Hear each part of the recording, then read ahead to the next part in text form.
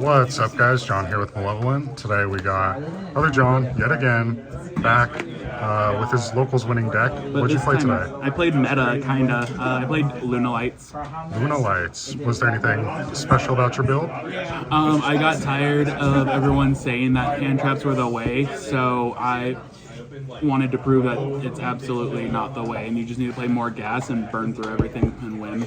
Alright, sounds good. Alright, the shop's closing, but we're going to do this fast. Alright, 3 gold Leo, your main starter, have to play it. 2 Kaleido Chick, 3, a lot have been playing 3 lately, however, it's still technically a brick, you don't really want to see it.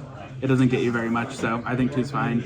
I bumped Black Sheep up to 2, primarily because when I was losing originally in testing, it seemed a lot more like I lost because I just couldn't get access to Poly. So upping that really helped. 2 Hound, primarily because once you're burned through 1, it's really hard to trigger it again, and there's definitely been games where you get stopped and need it. 1 Martin, more than 1 is not necessary. 1 Emerald Bird as an additional extender to send off of Masquerade in more times than not. Really comes up and comes in handy a lot. Only 1 Tiger. It doesn't do anything by itself, and you bounce it so many times that you'll get enough value out of 1. 1 Wolf, primarily just because you have to. 1 Fractal, just in case you start with Tenki and you don't want to lose to Droll. Speaking of which, 3 Tenki, technically it's a starter. 3 Masquerade, also a starter, also allows you to turn Poly into a Miracle Fusion, which is pretty helpful. 1 Poly, 1 Lunalight Fusion. I cut this originally and I put it back in just as another searchable way to fuse off of Martin, because again, if you can't fuse, you just lose. 2 Perfume, you only need 2. Card doesn't do anything by itself, and arguably 1 is enough, but I play 3 Foolish Goods with it, and so I really want to make sure that I see it. As well as 1 Foolish and 1 Serenade Dance. I really wanted to just make sure I was maximizing not only on extenders, but starters that were extenders, and that's all Foolish Goods does. If you resolve this, you're winning the majority of the time. For the non-engine, technically I play a couple hand traps. 3 Fua, because you kind of have to. 3 Impulse, because this card is busted. I do play 3 Imperm primarily because I had nothing better to really put in. Nothing else seemed to be quite as impactful, and this I use more as a board breaker to start off my turn rather than stop them. 1 Triple Tack and 1 Called By to make sure your plays go through.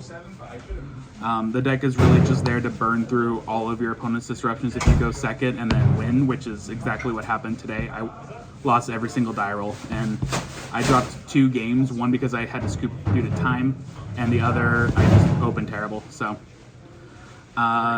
extra deck, 2 Perfume Dancer. This card is honestly my favorite card in the deck. It searches your perfume, it bounces, it outs other Ligers if you need to. Just a good card.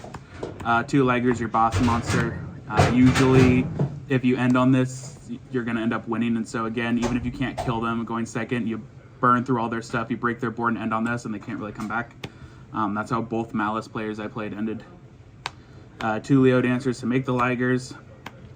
1 Saber Dancer so that you can guarantee a kill with Liger Dancer on the next turn.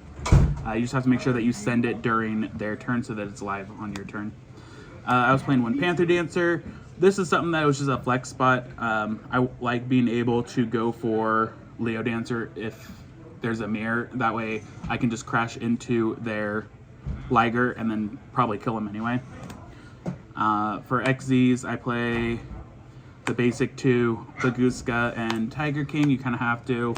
I play 1 Granite because I side Nibs for primarily going first against Malice.